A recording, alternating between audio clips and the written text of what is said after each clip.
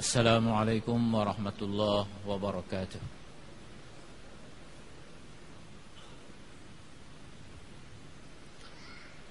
Alhamdulillah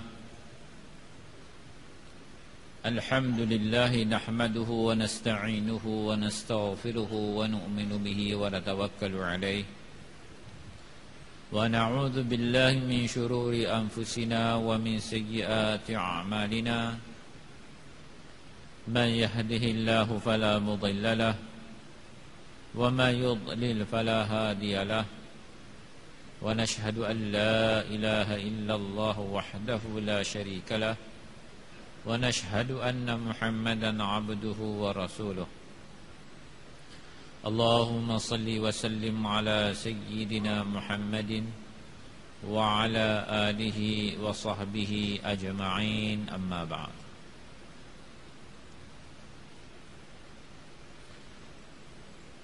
Alhamdulillah, tuan-tuan yang dirahmati Allah, datangnya kita berkumpul di sini ialah untuk satu maksud, yaitu bagaimana agama yang sempurna datang dalam kehidupan kita dan semua umat Nabi SAW. Dan maksud inilah maksud pengutusan Nabi-Nabi dan Rasul-Rasul. Atas maksud inilah Allah Subhanahu wa ta'ala telah utuskan Nabi-Nabi dan Rasul-Rasul kepada kaum dan umat mereka, supaya agama yang sempurna datang dalam kehidupan umat tersebut, yang hanya saja dengan agama itu sahaja umat dan kaum itu akan berjaya. Tanpa agama yang sempurna,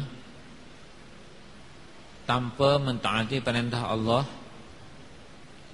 tanpa mengikut tunjuk ajar yang diberikan oleh Nabi-Nabi yang diutuskan kepada kaum-kaum yang tertentu, pasti mereka tidak akan berjaya.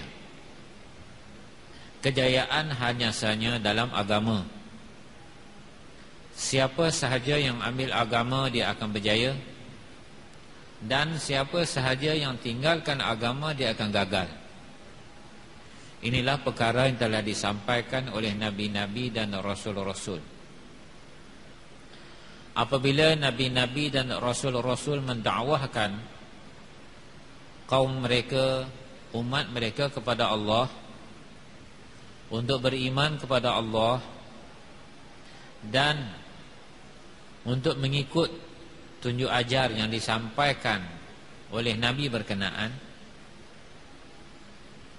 kaumnya ataupun umatnya yang memiliki segala jenis kemajuan yang sesuai pada zaman mereka masing-masing menentang. Kerana rata-rata Nabi-Nabi diutuskan oleh Allah Subhanahu wa ta'ala tanpa asbab-asbab zahir.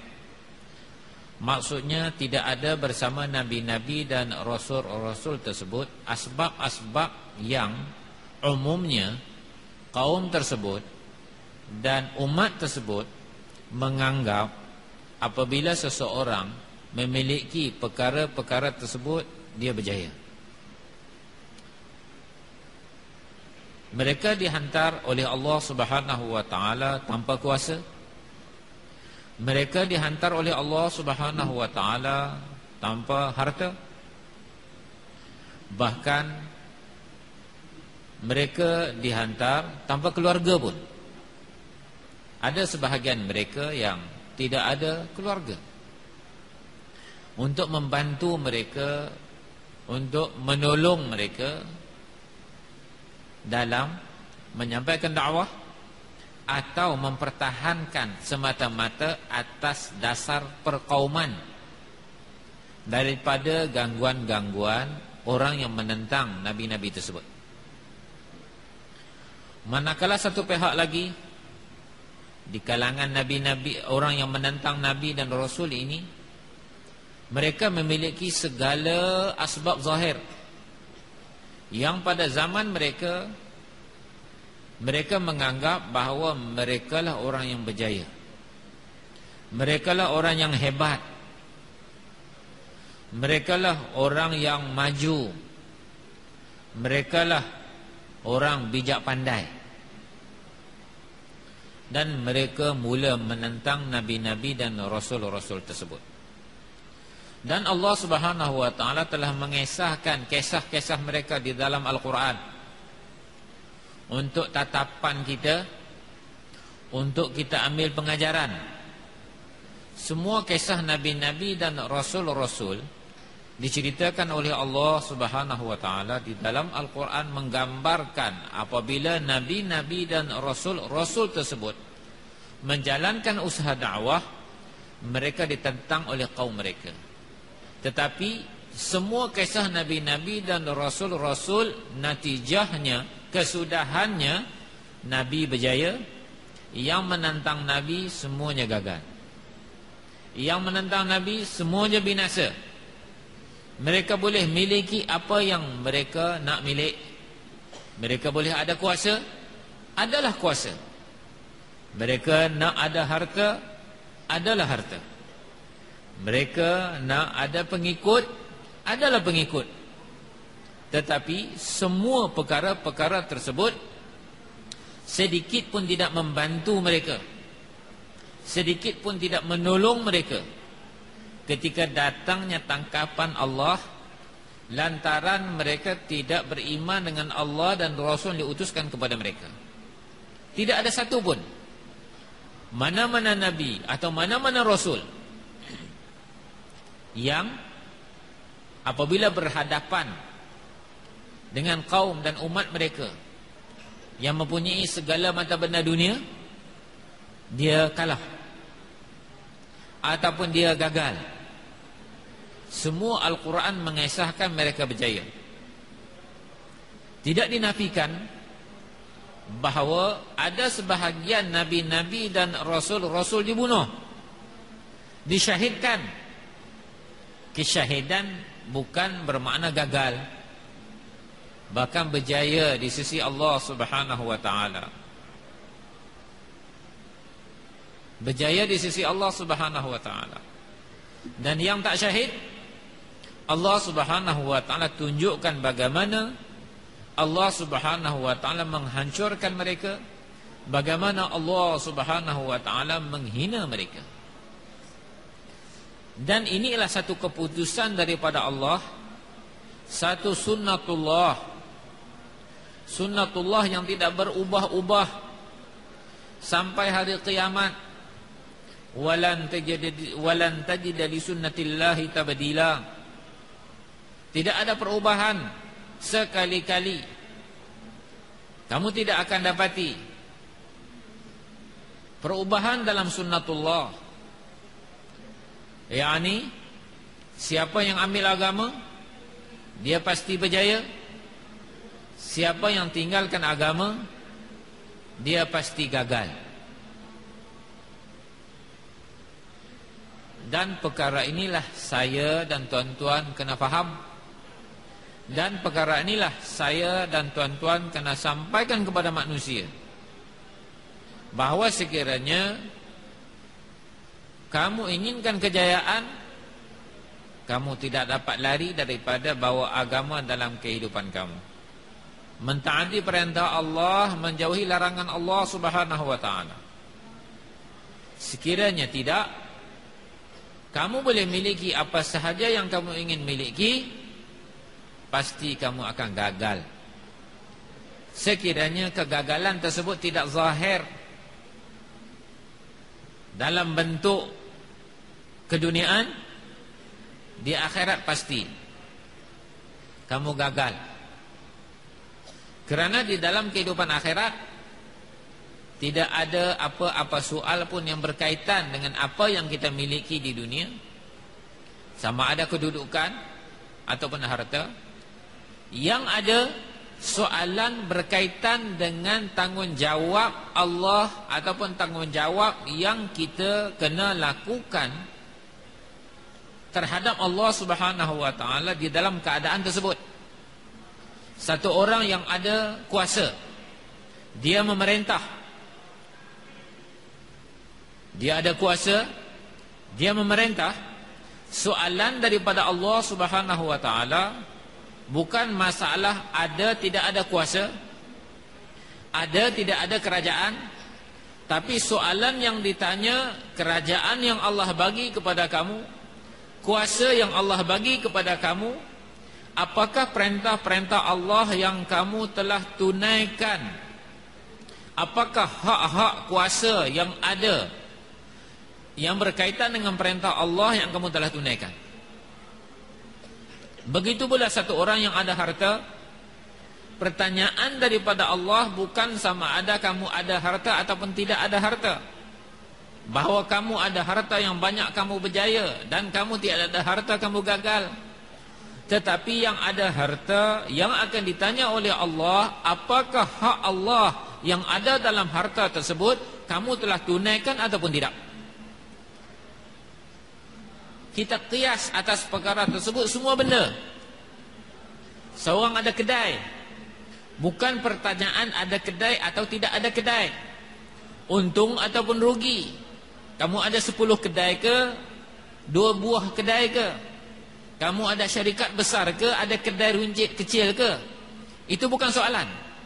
Sama ada kamu ada syarikat, kamu ada kedai, 1, 10. Soalannya, perintah-perintah yang ada di dalam kedai itu kamu laksanakan ataupun tidak? Ini soalan dia. Oleh sebab itu, siapa sahaja yang bawa agama, dia ada harta, dia bawa agama, dia berjaya. Dia ada kuasa, dia bawa agama, dia akan berjaya. Dia ada kedai, dia bawa agama, dia akan berjaya. Siapa sahaja yang bawa agama dalam apa sahaja bidang kedudukan yang dia ada di dunia ini, dia akan berjaya. Tetapi sekiranya dia tidak bawa agama, walaupun orang yang paling fakir di dunia pun, dia pun akan gagal. Maupun orang yang paling kaya di dunia pun, dia akan gagal. Ukuran kejayaan, ukuran kegagalan bergantung kepada agama. Man amila salihan min dzakarin aw untha wa huwa mu'min falanuhyiyannahu hayatan thayyibah wa lanajziyannahum ajrahum bi ahsani ma kanu ya'malun. Barang siapa beramal saleh, barang siapa yang beriman, beramal saleh, barang siapa beramal saleh daripada lelaki ataupun wanita, daripada lelaki dan wanita, padahal dia beriman pada Allah, nescaya kami akan kurniakan kepadanya kehidupan yang baik. Janji Allah Subhanahu wa taala untuk mengurniakan kehidupan yang baik bukan berasaskan kepada mata benda dunia, tetapi berasaskan kepada amal. Amal yang terbit daripada anggota 8 kerat kita ni. Amalan tangan, amalan kaki, amalan mata, amalan hati, pergerakan anggota kita ni dipanggil amal. Amal yang terbit daripada tubuh badan kita ini menepati perintah Allah ataupun tidak. Sekiranya amalan yang terbit daripada anggota tubuh badan kita menepati perintah Allah, kita akan berjaya. Sekiranya amalan yang terbit daripada anggota kita yang 8 kerat ini bertentangan dengan perintah Allah, kita akan gagal. Tidak ada janji Allah untuk kebaikan. Yang kita nampak kehebatan, yang kita nampak macam berjaya, itu tipu daya. Tipu daya. Ujian daripada Allah Subhanahu wa taala. Walanajziyannahum ajrahum bi ahsani ma kanu ya'malun, dan nescaya kami akan kurniakan kepada mereka ganjaran yang lebih baik daripada apa yang mereka telah amalkan, yang mereka amalkan. Ganjaran pahala akhirat lebih baik daripada itu, dan kekal.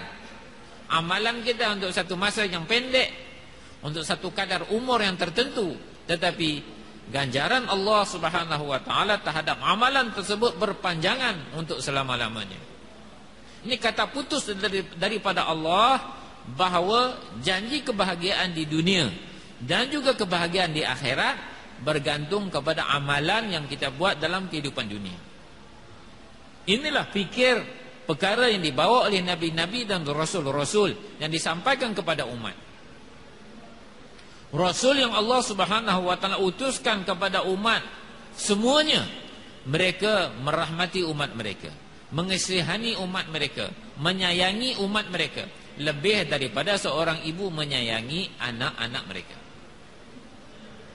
Mereka inginkan bahawa nabi-nabi punya keinginan bahawa sebagaimana setiap individu umat saya selamat daripada neraka Allah Subhanahu wa taala, tidak ada satu orang pun nabi yang hati mereka inginkan bahawa umat dia masuk neraka. Kehendak nabi nak menyelamatkan umat, nak bawa umat ke dalam syurga Allah Subhanahu wa taala. Dan fikir risau ini juga perlu ada dalam setiap umat Nabi sallallahu alaihi wasallam.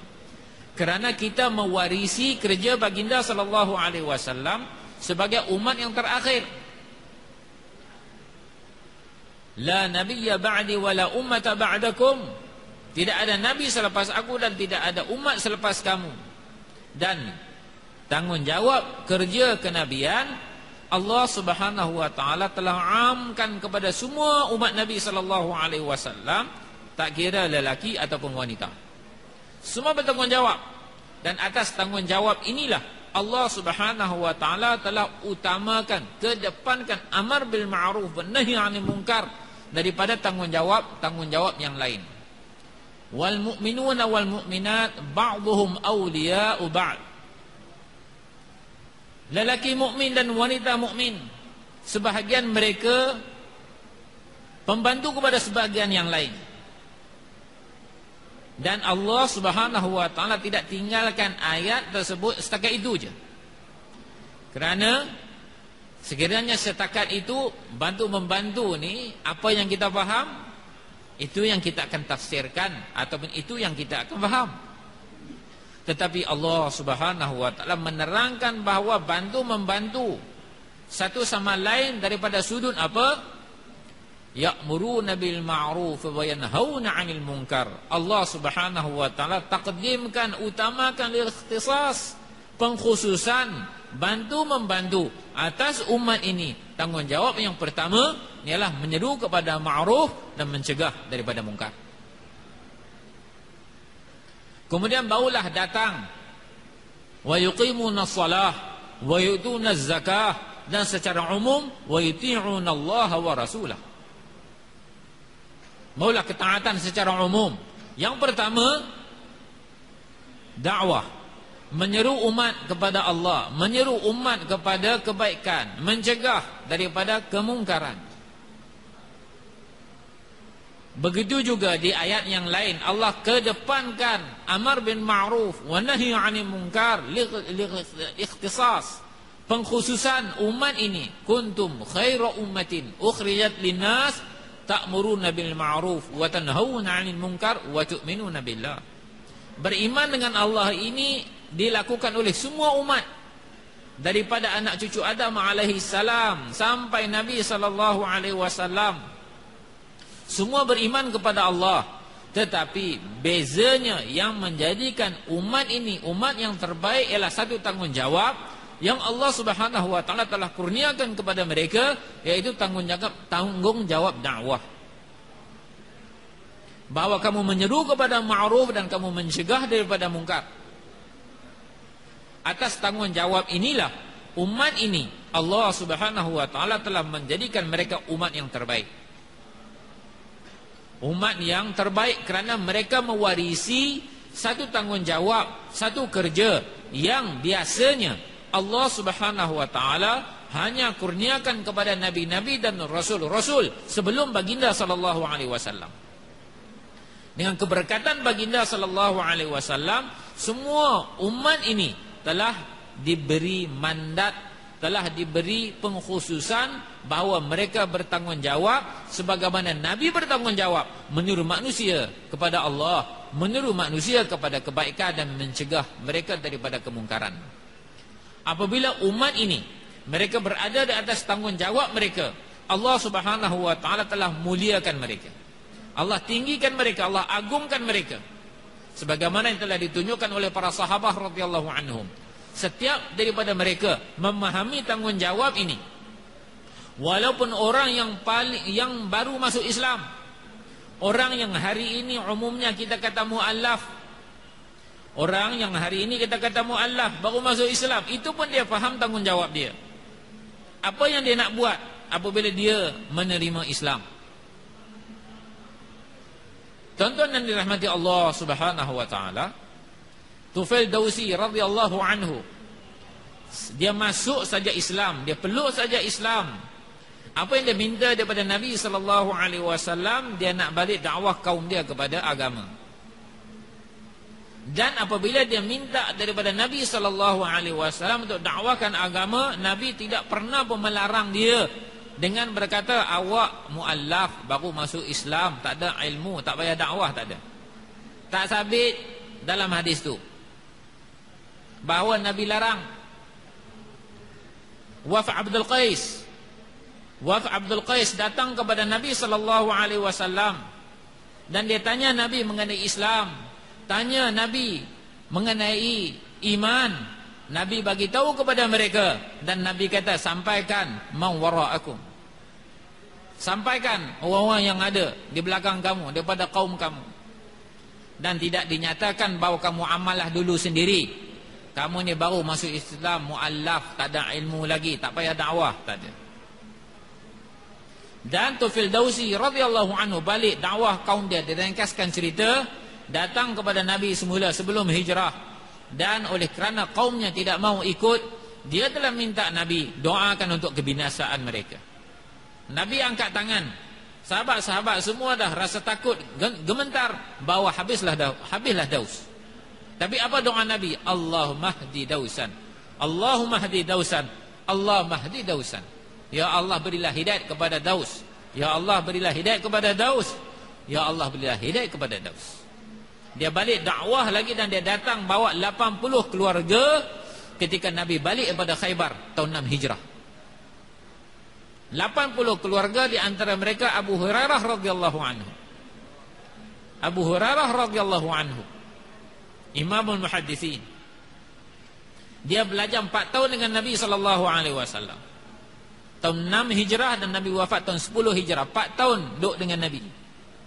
Dan meriwayatkan 5,000 hadis lebih dalam khazanah hadis-hadis Nabi sallallahu alaihi wasallam. 5,374 hadis dalam khazanah hadis Nabi sallallahu alaihi wasallam. 4 tahun belajar dengan Nabi.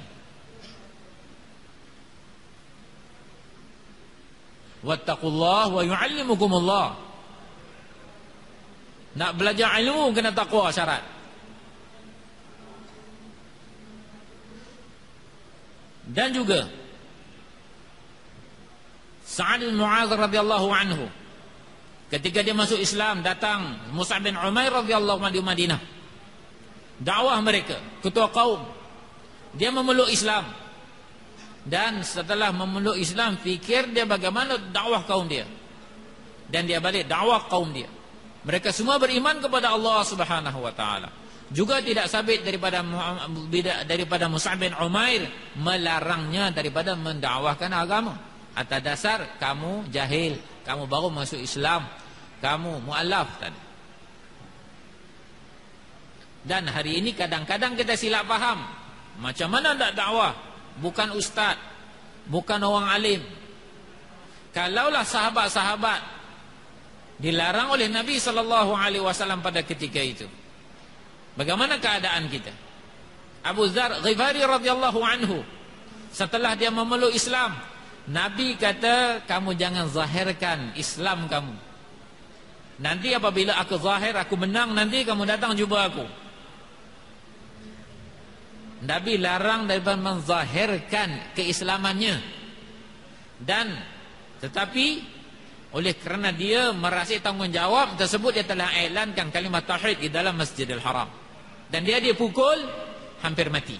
Abbas radhiyallahu anhu selamatkan dia. Hari pertama. Kalaulah dakwah tak boleh, kerana mu'allaf bermasuk Islam tak ada ilmu, hari pertama kena pukul, sudah tentu sabit daripada Nabi SAW. Nabi larang, kerana benda ni bukan kisah kecil, kisahnya kisah besar. Orang Islam sikit dan permulaan Islam, sahabat-sahabat Abu Bakar radhiyallahu anhu dan orang-orang lain ada pada ketika itu. Kalau satu orang kena pukul, semua mereka tahu. Tapi tidak ada satu orang pun yang meriwayatkan Nabi kata, itulah Abu Zar. Kalau nak katalah, tak ada punya.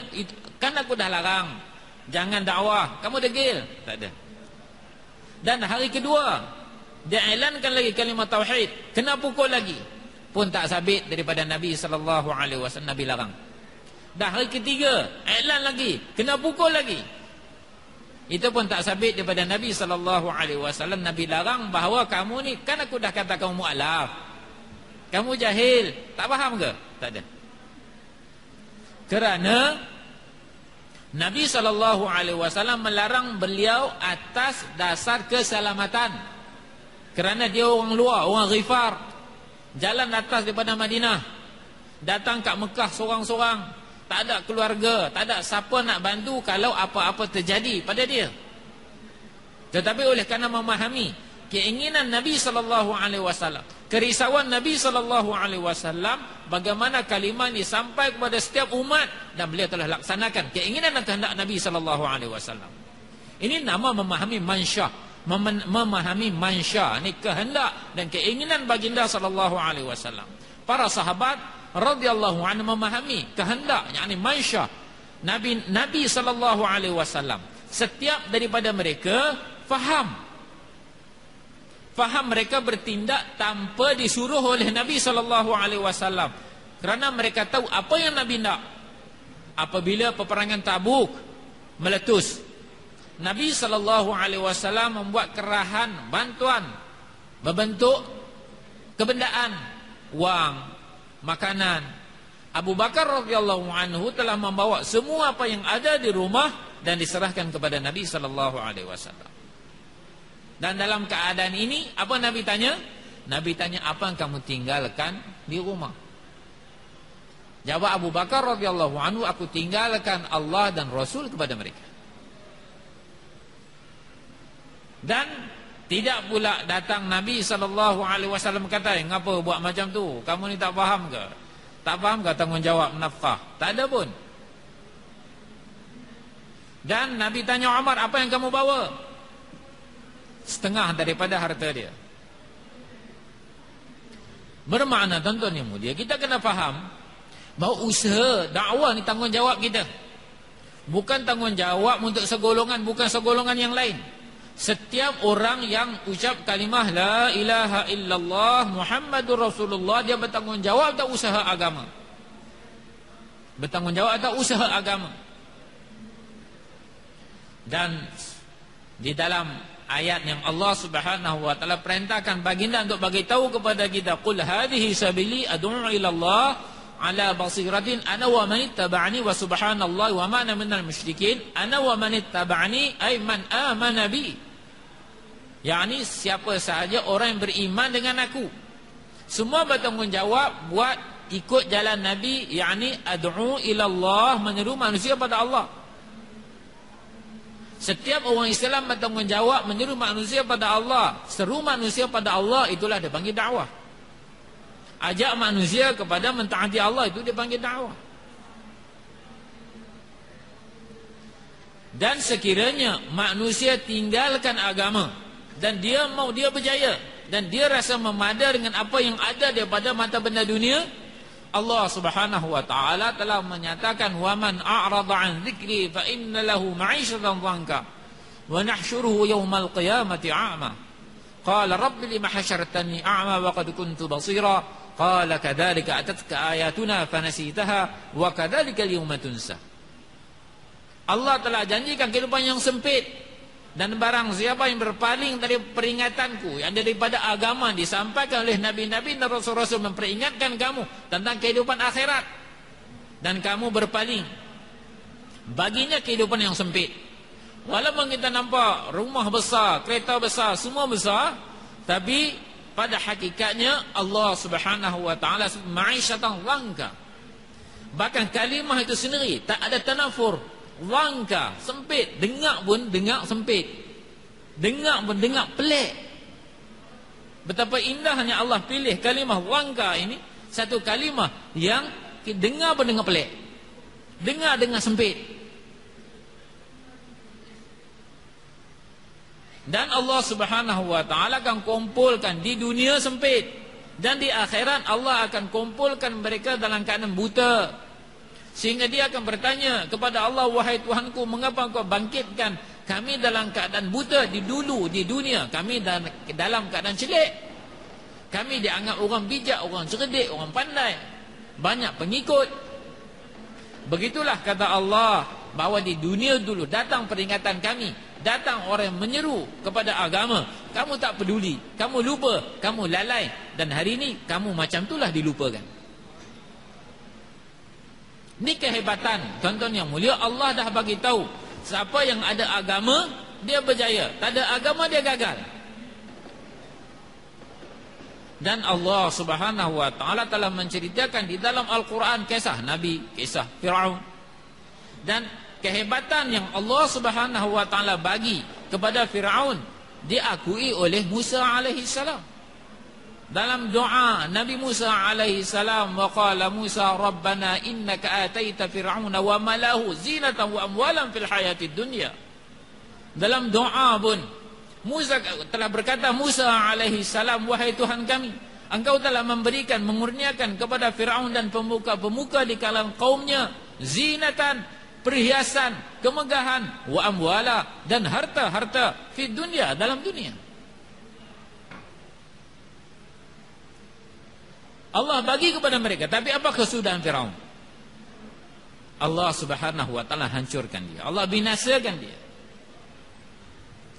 Qarun datang dengan kehebatan dia. Fa kharaja ala qaumihi fi zinati. Qala alladhina yuriduna al-hayata ad-dunya ya laytalana mithla ma utiya Qarun innahu ladhu hadhin 'azim. Dia telah keluar kepada kaumnya fi zinati, dalam kemegahannya. Keluarnya seorang yang kaya dengan segala kemegahan, kehebatan yang ada, kemegahan yang sesuai pada zaman tu, dengan kuda, dengan hamba-hamba sahaya, dengan hamba-hamba sahaya perempuan yang inang-inang pengasuh, dengan pengawalnya, dengan hartanya, dengan pakaiannya. Dan berkata oleh orang-orang yang inginkan kehidupan dunia, dalam hati ada cinta dunia, ada kebesaran makhluk, ya laytalana mithla ma utiya Qarun, alangkah baiknya moga-moga kami dapat macam Firaun dapat. Nak jadi macam Qarun, macam Qarun dapat, nak jadi macam Qarun, banyak harta, banyak kemewahan, keliling melimpah ruah. Innahu ladhu hadhin 'azim, sesungguhnya dia memperoleh keberuntungan yang besar. Untung dia, banyak benda yang dia dapat. Tapi nabi-nabi, orang yang dapat pengajaran daripada nabi, apa mereka kata? Wa qala alladhina utul ilma wailakum thawabullahi khairul liman amana wa 'amila shalihan wa la yulaqaha illa sabirun.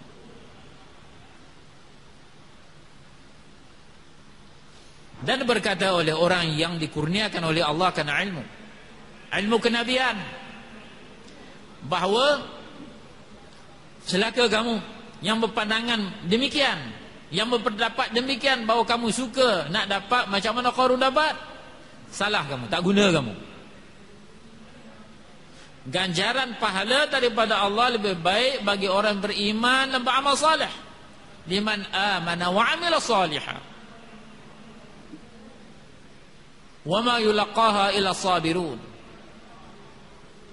Dan tidak akan mendapati ganjaran pahala ini melainkan orang yang sabar. Sabar tengok segala kenikmatan, tetapi tetap memperhambakan diri pada Allah, mentaati perintah Allah Subhanahu wa taala. Apa kesudahan Qarun? Fa khasafna bihi wa bidarihil ard. Maka kami benamkan dia dan rumahnya dalam bumi. Itu kesudahannya. Tak berjaya, walaupun dia ada harta yang banyak. Firaun dengan angkuh. Dia angkuh. Wadada Firaun fi qaumihi. Qala ya qaumi alaysa mulku Misra. Alaysa li mulku Misra wa hadhihi al-anharu tajri min tahti afala tubsirun. Telah menyeru Firaun di kalangan kaumnya. Qal ya qaumi, wahai kaumku, alaysa li mulku Misr, tidakkah kerajaan Mesir ni bawah jajahan aku? Wa hadhihi al-anhar tajri min tahti, sungai Nil yang dengannya sumber rezeki kamu, ladang kamu mengalir di bawah jajahan tapak kaki aku, bawah jajahan aku. Tapi akhirnya binasa. Ini keadaan yang kita kena faham, bahawa dengan adanya mata benda dunia semata-mata tanpa agama kita akan gagal.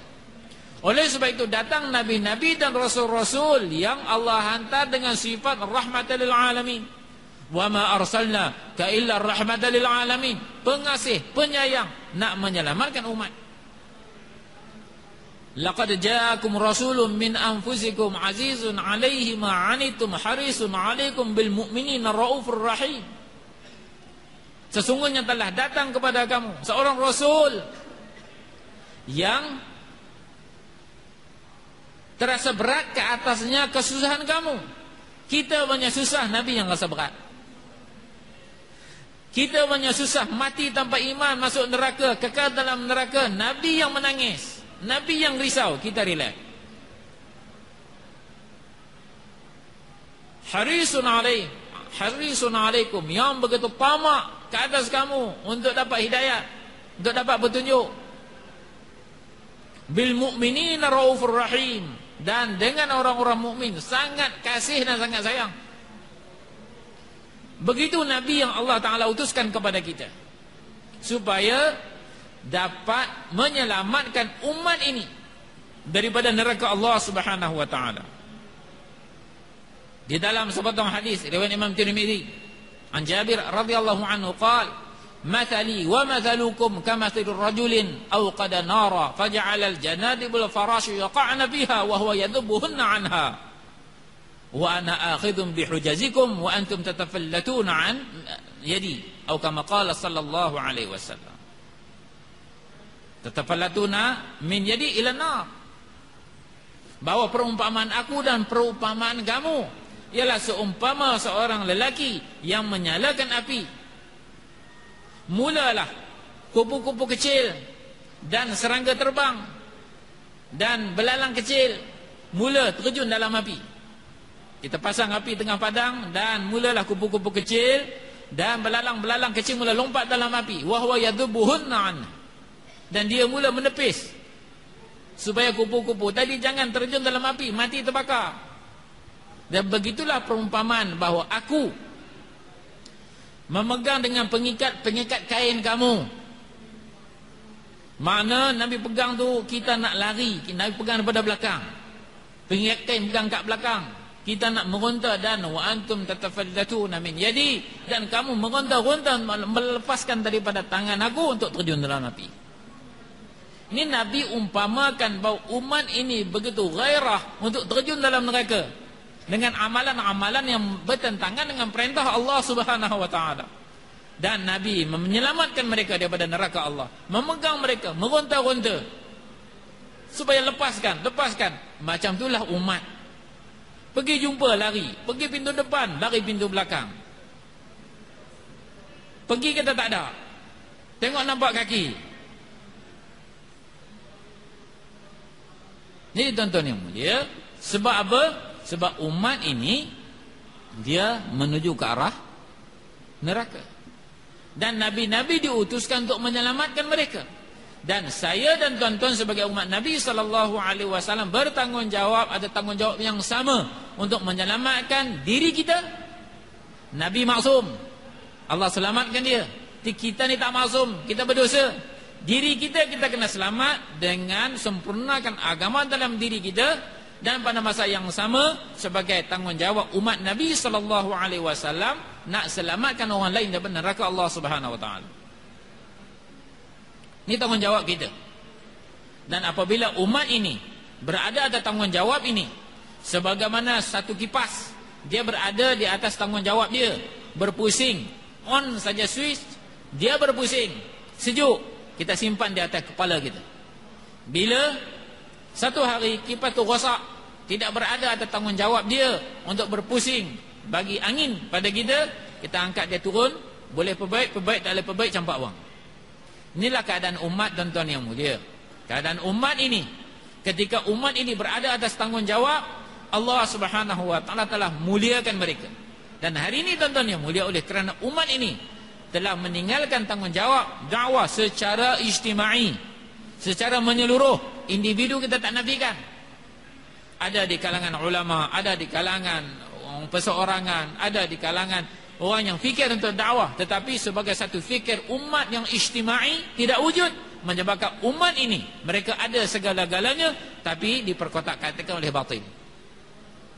Kerana yang zahir daripada apa yang kita ada, kemajuan segi kebendaan, bangunan yang hebat-hebat, dia macam badan saja.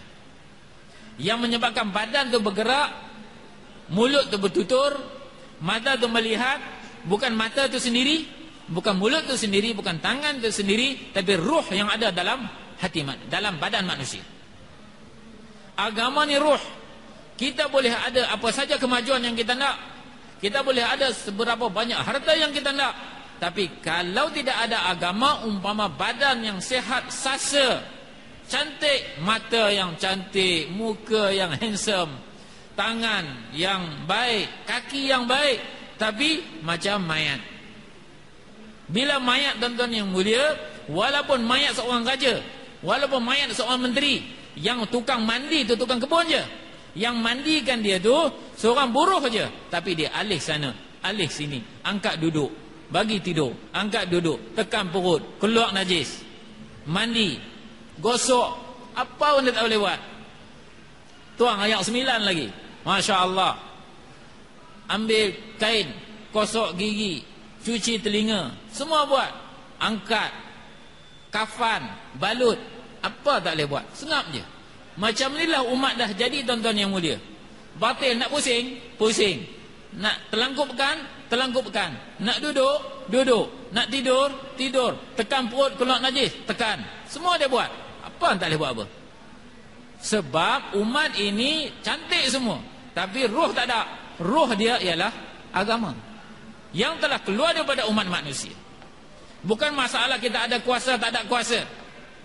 Bahkan Allah Subhanahu wa taala janjikan kuasa juga dengan iman dan amal. Wa'adallahu alladhina amanu minkum wa 'amilus salihat lastakhlifannahum fil ardi kama stakhlafal ladzina min qablihim. Itu janji Allah tuan-tuan yang mulia. Tapi syarat dia bukan iman macam saya, macam tuan-tuan. Iman yang matlub daripada kita, iman macam iman para sahabat radhiyallahu anhum.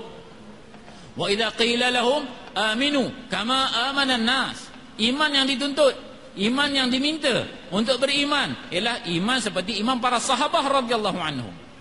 Iman macam mereka, iman yang khalis, iman yang bulat keyakinan pada Allah Subhanahu wa taala. Dan dengan iman ini akan menarik bantuan dan nusrah daripada Allah Subhanahu wa taala. Allah telah menjanjikan kepada orang-orang yang beriman di antara kamu dan beramal saleh, la yastakhlifannahum, pasti Allah akan menjadikan kamu khalifah di atas muka bumi ini sebagaimana Allah telah menjadikan khalifah orang yang sebelum daripada mereka. Itu janji Allah. Janji Allah kita kena sempurna dulu, syarat dan masyrut. Ada syarat, ada masyrut. Tak ada syarat, tak ada masyrut. In tansurullah yansurukum. Mafhumnya apa? Mafhum mukhalifnya, illam tansurullah wa huwa lam yansurkum. Bas, mudah aja. Jika kamu bantu agama Allah, Allah akan bantu kamu. Jika kamu tak bantu agama Allah, maknanya Allah tak bantu kamu. In yansurukumullah fala ghaliba lakum wa in yakhdhulkum faman alladhi yansurukum min ba'dih. Kalau Allah bantu kamu, siapa boleh kalahkan kamu? Kalau Allah tak bantu, siapa boleh bantu selepas Allah Subhanahu wa taala? Hydrogen bomb, nuclear bomb, itu pun makhluk. Kamu boleh ada sebanyak mana kamu nak ada, Allah tak bersama kamu, kamu tak akan menang. Di Badar, mereka tak ada apa-apa. Pedang pun 2-3 bilah saja. Unta 2-3 ekor. Datang untuk sekat kafilah perniagaan, bukan nak perang. Tapi Allah Subhanahu wa taala telah tembungkan mereka dengan tentera bighairi mi'ad, tanpa persiapan untuk perang, dengan tentera 1000 orang lengkap dengan senjata. Lengkap dengan senjata. Allah nak tunjuk bahawa kemenangan orang Islam bukan dengan senjata, tetapi dengan bantuan daripada Allah Subhanahu wa taala. Wa man nasrul illa min indillahil azizil hakim. Tidaklah bantuan itu melainkan daripada Allah yang Maha Perkasa lagi Maha Bijaksana. Ini perkara yang kita nak faham dan nak fahamkan umat. Ada maksud ni tuan-tuan yang mulia, kita nak ajak sama-sama keluar di jalan Allah. Dan nak keluar ni pun, tashkil ajak keluar ni siapa suruh tuan-tuan yang mulia? Allah suruh. Tashkil keluar ni siapa suruh? Allah suruh. Qala Allah Subhanahu wa taala, ya ayyuhalladzina amanu kunu ansarallah. Wahai yang beriman, jadilah kamu pembantu-pembantu agama Allah. Macam mana nak bantu? Macam mana nak bantu agama Allah? Nak tashkil macam mana? Kama qala Isa bin Maryam lil hawariyin, man ansari ila Allah. Macam itulah tashkil. Siapa sedia nak jadi pembantu agama Allah? Siapa sedia nak keluar jalan Allah? Itu tashkil sabit daripada Al-Quran, tuan-tuan. Man ansari ila Allah. Siapa sedia nak jadi pembantu agama Allah? Tashkil macam Nabi Isa, tashkil hawariyin. Siapa sedia nak jadi pembantu agama Allah? Dan nak korban macam mana nak korban? Macam as-sabiqun al-awwaluna minal muhajirin wal ansar. Seperti mana pengorbanan orang-orang yang awal, orang-orang yang terdahulu daripada muhajirin dan ansar. Dan kita walladzina tabauhum bi ihsan, dan orang mengikut mereka dengan cara yang betul. Nak ikut pengorbanan macam mana? Macam sahabat. Sahabat yang mana? Ansar, muhajirin. Sama ada macam orang ansar ataupun orang muhajirin. Itu pengorbanan yang dituntut. Siapa ikut, apa natijah dia? Radhiyallahu anhum wa radu'an. Allah redha pada mereka, mereka redha pada Allah. Wa'adda lahum jannatin tajri tahtaha al-anharu khalidina fiha abada. Dzalikal fawzul azim. Dan di akhirat Allah janjikan syurga yang kekal mereka di dalamnya untuk selama-lamanya. Dzalikal fawzul azim. Demikian itulah kejayaan yang besar. Insya-Allah tuan-tuan, man ansari ila Allah, qumu masya-Allah. Siapa sedia untuk jadi pembantu Allah? Keluar, bantu agama Allah. Bagi nama tuan-tuan, Masya Allah. Dan asatizah yang belajar agama, Masya Allah, habis belajar setahun. Bagi azam, Insya Allah. Mungkin mereka tahun 1, mungkin mereka tahun 3, mungkin tahun 4. Bagi azam, Masya Allah, untuk keluar setahun. Masya Allah. Yang lain 4 bulan, Masya Allah.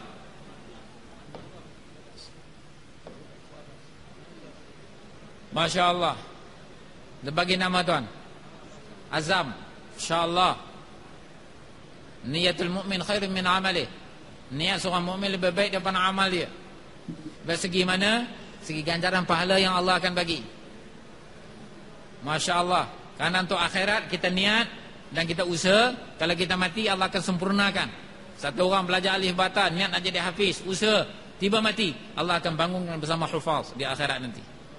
Niat dia lebih baik daripada amal. Amal mungkin Masya Allah baik, tapi kadang masuk riak, kosong. Masya Allah. Lagi tuan, Masya Allah, kita bagi azam. Masya Allah. Masya Allah.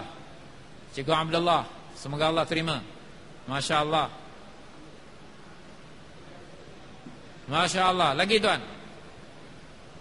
sahabat-sahabat tuan-tuan yang mulia, mereka tashkil untuk keluar jalan Allah begitu mudah. Begitu mudah. Masya Allah. Sehingga mereka begitu sibuk dalam amal, sibuk dalam keluar di jalan Allah. Mereka perlu bagi targhib untuk keperluan-keperluan dunia mereka. Sebagaimana kita perlu bagi targhib untuk keluar jalan Allah. Sehingga mereka ibadat mereka. Sehingga satu mafhum hadis Nabi SAW, inna li nafsika 'alaika haqqan wa li 'ainika 'alaika haqqan wa li zawjika 'alaika haqqan fa'ati kulli dhi haqqin haqqahu. Atau kama qala sallallahu alaihi wasallam. Itu targhib, itu bukan untuk saya, hadis itu bukan untuk saya dan tuan-tuan. Hadis tu ialah Abu Zar radhiyallahu anhu. Abu Zar radhiyallahu anhu, yang apabila Salman radhiyallahu anhu, Nabi telah persaudarakan di antara mereka berdua. Salman pergi tidur rumah Abu Zar radhiyallahu anhu, dan bila masa tu hijab belum lagi difardukan, hijab wanita, dia nampak isterinya dalam keadaan kusuk masai, tak terurus diri. Dia tanya, apa hal? Dia tanya, kawan kamu dah tak nak dah kat dunia. Dia faham lah, sibuk dalam ibadat, perempuan-perempuan isteri pun tak peduli. Jadi dah tak peduli, dia pun selekeh. Kemudian apabila dia bagi makan, dia kata, sila makan, saya tak akan makan. Dia kata, saya puasa, saya tak akan makan melainkan awak makan sekali dengan saya. Bila malam nak tidur, ni riwayat Imam Bukhari, tuan-tuan yang mulia, Sahih Bukhari punya. Kemudian dia tidur, nak bangun, dia kata tidur, nak bangun lagi, tidur 3 kali. Kemudian apa? Akhir subuh, sekarang bangun, kita sembahyang sama-sama. Oh, mereka sembahyang.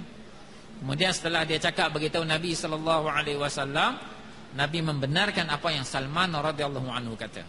Ini hadis ni, tuan-tuan yang mulia, untuk orang yang dia ni dah lupa dah dunia ni. Nabi bagi targhib untuk slow sikit. Kita ni duk sibuk siang malam bagi berita dengan dunia, baca hadis tu terus tinggal langsung agama. Ni tuan-tuan ni, mula asbabul wurud untuk hadis pun penting kita tengok baru kita faham hadis tu untuk siapa. Untuk orang yang dia sibuk dengan akhirat sampai isteri pun tak peduli, malam pun tak tidur, siang puasa, malam ibadat, siang puasa, malam ibadat. Nah, slow sikit. Bagilah hak mata pun ada hak, diri kamu pun ada hak, isteri pun ada hak, tunaikan hak mereka. Ni kita ni masya-Allah. Masya-Allah. Semoga Allah bagi taufik saya tuan-tuan untuk sama-sama kita dapat ambil i'tibar, amalkan. Subhanallah bihamdihi, subhanakallah bihamdika, asyhadu an la ilaha illa anta, astaghfiruka wa atubu ilaik. Nema drugog Boga osim Allaha. Muhammed je Božji